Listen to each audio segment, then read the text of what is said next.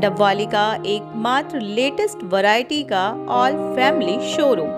हमारे यहाँ बच्चों व लेडीज के स्पेशल हर तरह की फैंसी व लेटेस्ट वैरायटी उपलब्ध है। याद रखें, बेदी फैशन, कॉलोनी रोड, मंडी, डबवाली। और खुशी होती है कि लगभग 3 हिस्सों में 15 एकड़ जमीन है जो हमने हमारे सीवरेज सिस्टम के लिए हमारी डिमांड की, उसको सरकार ने खरीद भी लिया, सरकार के नाम भी होगी। जो यहाँ सीवरेज का पूरा नक्शा गांव की टोपोग्राफी के हिसाब से, ढलान ऊंचाई के हिसाब से बनना था, वो कंप्लीट हो गया।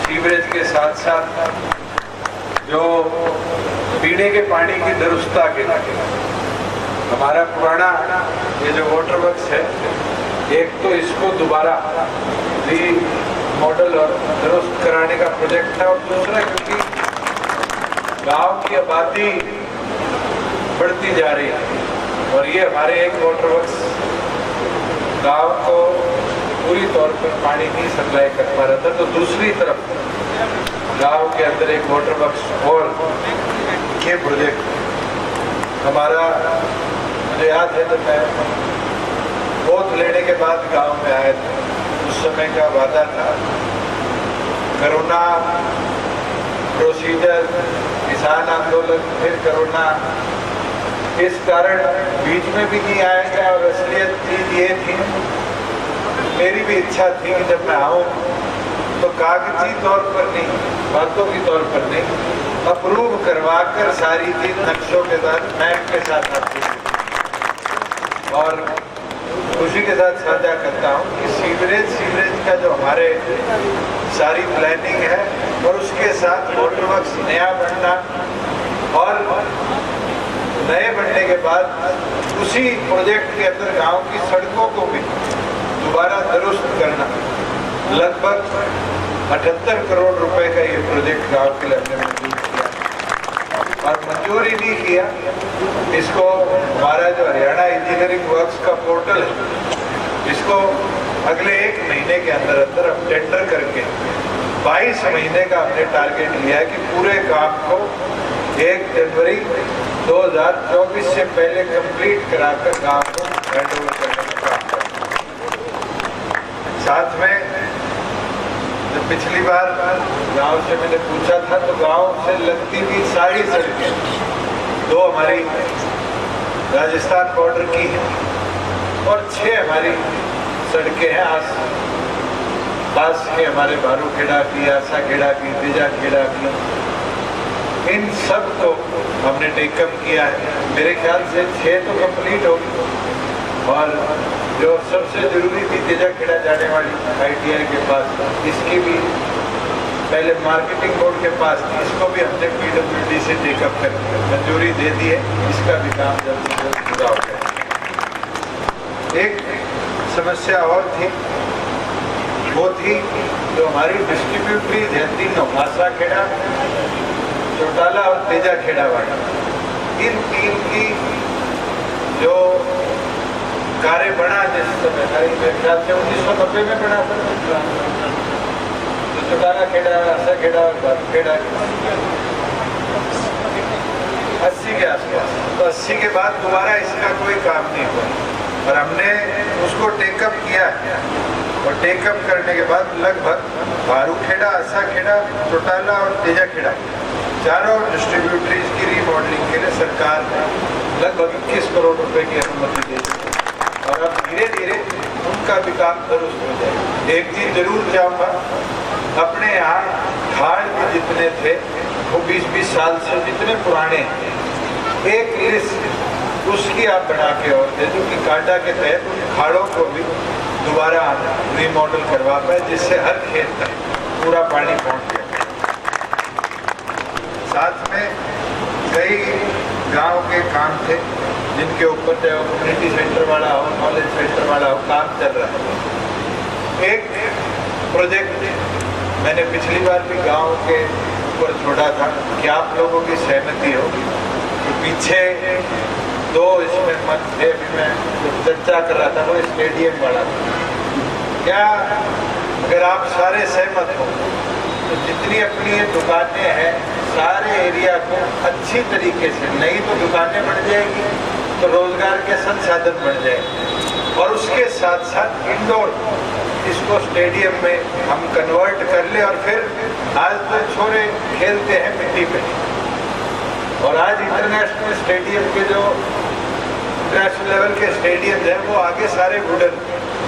अगर आपकी सहमति हो तो फिर हम उसको उस ओर ले जाने का काम करें कि इंडोर वॉलीबॉल का हमारा स्टेडियम इसको विद वुडन फ्लोरिंग कन्वर्ट। तो सहमत हो के था सारा। अच्छा, एक चीज और, अभी गौशाला की बात चल रही। गौशाला के अंदर आज के दिन पशु तो हमारे 2-2.5 हज़ार के आसपास बताए। एक प्रोजेक्ट हमने नया गांव उकलाना में शुरू किया था और कामयाब रहा, जहाँ गांव का सारा गोबर इकट्ठा करके एक बड़े बायोगैस प्लांट में हमने ले जाने का काम किया, और वहाँ से पाइपलाइन के तहत हर गरीब को गैस पाइपलाइन से उस बायोगैस प्लांट से पहुँचवाई। कोई बड़ा जमीन का हमें टुकड़ा नहीं थी। अगर आप सबकी सहमति हो, गौशाला की कमेटी सहमत हो, तो हम पंचायत से वो डेवलप करा सकते हैं कि ऐसा बायोगैस आधा-पौना एकड़ लगेगा गौशाला का, जिसमें उनका गोबर भी सारा वहीं यूटिलाइज हो जाएगा, खाद भी बढ़ जाएगी, आगे खाद तो भी वो बेच सकते हैं। गांव के अलग अलग कोनों में भी डेयरियां जो बनी रहती है वो भी सारा गोबर बायोगैस प्लांट में आ जाएगा, और अपनी जितनी पीछे की प्रशासन है ऊपरले पास की जो कॉलोनी है जो उस पूरे एरिया को फिर उस पाइपलाइन से हम गैस सप्लाई कर सकते हैं। तो क्या इसको टेकअप कर ले, अगर सहमति है सारों की?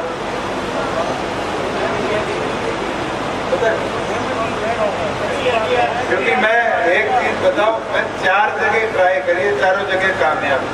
सुलर गांव है अम्बाड़ा में, बटे में उद्घाटन कर गया, लगभग बन लियो, 1 करोड़ की लागत लगी, और अब गौशाला उन सारे गांव में पाइपलाइन जाएगी। उचाना के अंदर हमारे जो एक गौशाला है बहुत बड़ी, 3-3.5 हज़ार पशु है, वहाँ से हमने टेकअप किया। गांव में लगभग 2-2.5 करोड़ की लागत का प्लांट बनेगा पंचायत डिपार्टमेंट से, और उससे सप्लाई गरीब व्यक्ति के घर तक है। अगर आप सहमत हो सारे तो फिर इसको हम जल्द से जल्द टेकअप करा लें कि एक तो ये समस्या निपट जाएगी कि भी गैस का दाम बढ़ रहा है और बढ़ रहा है। जब घर में पाइपलाइन से आएगी और गांव की मुर्गी बनाई हुई गैस आएगी तो उससे खर्चे भी कम हो जाएंगे। और अगर गौशाला 2 रुपये, 5 रुपये, 10 रुपये कोई रेट गैस का फिक्स भी करना चाहती है तो उस गैस से गौशाला की भी आमदन का एक सोर्स बन जाए। तो इसको वीरेंद्र जी टेकअप करवाओ। और 2 समस्या और है, और दोनों समस्या जरूरी है। एक आटा रोटी वाली बात सबने उठाई, अब आटा रोटी को परमानेंट इलाज बात दिया। आज के दिन म्यूनिसिपल कमेटियों में, कॉरपोरेशनों में इंसिनेटर जो बड़े बिजली के भट्टी के जो उसको ये लगते हैं, जिससे थोड़े से टाइम में ही पशु पूरा का पूरा जल जाता है और राख बढ़ जाती है। अपने आसपास के गांव के भी सबका फायदा हो जाएगा अगर हम उस आटा रेवड़ी को ही रीलोकेट करके कई जगह और एक इंसिनेटर वहाँ पर लगवा दें। मैं तो चाह रहा हूँ आपकी सहमति हो तो उसका लगभग खर्चा 50 लाख से 1 करोड़ के बीच का मेरे को बताया, वो मैं मेरी डिस्क्रिप्शन ग्रांट से 12 या 13 तारीख को रिलीज कर लगवा दे गाँव में। चाहे फिर आशा खेड़ा का हो, भालू खेड़ा की हो, तेजा खेड़ा की हो और आसपास लगते हुए चसकरिया की क्यों ना हो, अगर किसी ने पशु जलाना है तो फिर उसको उस हड्डा रोड़ी में फेंकने की बजाय इंसिनेटर के माध्यम से यूज कर सकते। मैं जी को प्रोजेक्ट टेकअप करके डीसी साहब की ड्यूटी लगाऊंगा और अगले 1-2 महीने के बीच में भी मशीन ने मंगा के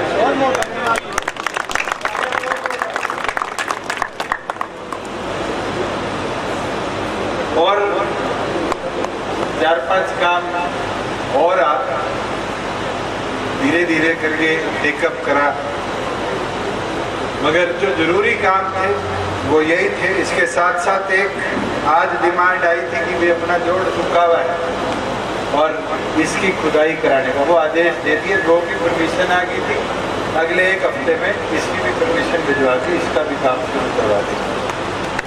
जहाँ गांव के अंदर पीछे उनकी तारों की मेरे पास डिमांड आई थी, भी सोलर लाइट कम रहेगी थी, वो जिसमें ला भी गई और अपने टेकअप भी किया।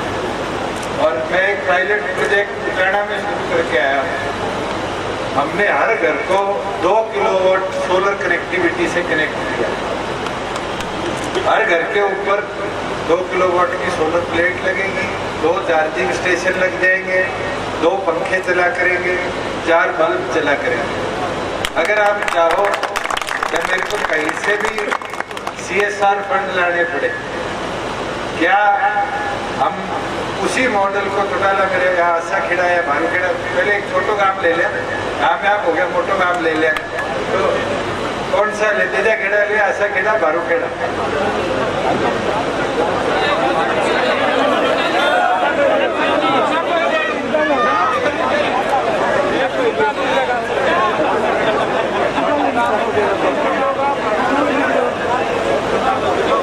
छोटो देखो, आज के दिन 600 घर आएंगे गांव के ऊपर, 1.25 करोड़ 1.5 करोड़ आपने दाम दिया ही 19,000 के बाद दिया। और मकान भी इतना होगा,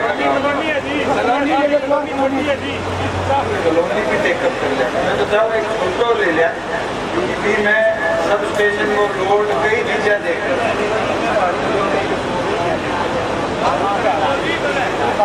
मैं एक काम करते हुए सारी स्टेशन पहले कॉलोनी पर ले लिया, कॉलोनी कामयाब हो गया, फिर धीरे धीरे एक्सपेंड कर लिया और साथ में एक तेजा खेड़ा ले लेते। ठीक है, ये तो सारा कहेगा कभी आवे छोटा ला भेजे मार्केट में आवे।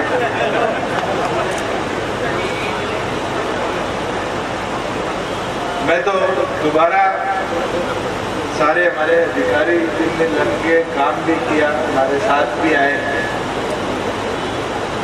तो उनकी मेहनत है, उनको क्रेडिट दूंगा कि उन्होंने टाइमली सारा का सारा ये टेकअप भी करवाया और आगे ले जाने का भी काम किया। अब मैं आराम से घंटा लगे, 2 घंटा लगे, 3 घंटा लगे, हटे ही सारा ऑफिसर भी हटे ही है। एक एक विषय को हम टेकअप कर लेंगे। जो जो अब छोटी चीज़ें आ गई, मेरे खेत को बस तो है, मेरे हाल रिमॉडलिंग की बात है, पानी की बारी है, कोई बिजली का कनेक्शन है, 1000 चीज़ें और भी होगा और इंडिविजुअल भी होगा। अब तक तो जितनी बात करी है काम काम की लगी है, तो अब हमारे बीच कोई भी चीज़ थाने लगे डिस्कस करने वाली एक एक करके व्यवस्था बना के आराम एक एक विषय ने टेकअप कर लिया। और एक चीज़ बता दूँ, पीछे मैं मेरी कमी भी मानूंगा, मगर कहीं अपना भी सुनिश्चित तक है काम धरनो दे दियो और कर दियो, वाहन को नहीं ध्यान और फोर्सफुली तो व्यवस्था बिगड़ती तो व्यवस्था और खराब। मैं तो प्रयास करो किसान आंदोलन में की व्यवस्था ना बिगाड़ो। और आज के दिन भी हमारा तो प्रयास है पॉजिटिव सोच के सागे विकास की बात है। और आज भी इतनी चीज़ें गांव में टेकअप करी, मेरे को नहीं लगे भी कश्मीर को अकेले को काम कर, सारा साझा ही काम बताओ। कोई भी काम गांव में करे हुए, पिताजी भी कहे, मैं भी कहूँ कि सारा भी में फायदा होगा। और एक चीज़ बातों करो कि आपने जो सबसे बड़े मार्केट और स्टेडियम को जो प्रोजेक्ट और नक्शो बनावा और जब भी प्रोजेक्ट ने टेकअप करा तो ये भी याद रखो कि हाँ गांव में कोई बढ़िया चीज़ व्यवस्थित चीज़ यहीं पर ही रहेगी, ना तो दुकानदार ने जाना पड़ेगा ना खिलाड़ियों ने जाना पड़ेगा। मेरे कहने भी प्रपोजल आए जिनमें पार्किंग बना दो, जिनमें मार्केट बना दो, स्टेडियम बैठे शिफ्ट कर दो। एक चीज़ मान के चलो कि अगर 18 स्टेडियम बैठे चले गए, आधा खिलाड़ी को नहीं जाए। दूसरी चीज़ है, मैं तो वो चाहूँ कि परले कूट में भी तो जमीन देख के दो, एक स्टेडियम भी तरफ भी ले गए। पार्क और स्टेडियम जितना आपने रवेगा इतनी ज़्यादा खिलाड़ी आप पैदा कर सकते हैं। और अच्छी चीज़ देवाना यदि खिलाड़ी आगे भी प्रैक्टिस करें। पीछे दिग्विजय भी आए एक वगैरह कई चीज़ें दे के गए। कोई और चीज़ थाने लागे खिलाड़ियाँ खातर देनी है कि और पर्पस कोई और चीज़ थाने लागे तो कोच फेर रख ले और बिगितन का मेरू ले खुली छूट। नहीं मैं तो कहूँगी कोई ढंग को कोच ढूंढ लो बैठो ही तमिलनाडु को कोच लाना कितनी तनख्वाह मिला वो तनख्वाह मैं प्लेयर तैयार करके दो बाबू। अगर थे वॉलीबॉल की टीम में गांव का इंडिया की टीम 5 तरह के खिलाते हुए मेरा कोच पूरा हो जाएगा तो नहीं होगा। मैं जाने खुली छूट दूँ कोच थे अपनी मर्जी को अच्छा रखो।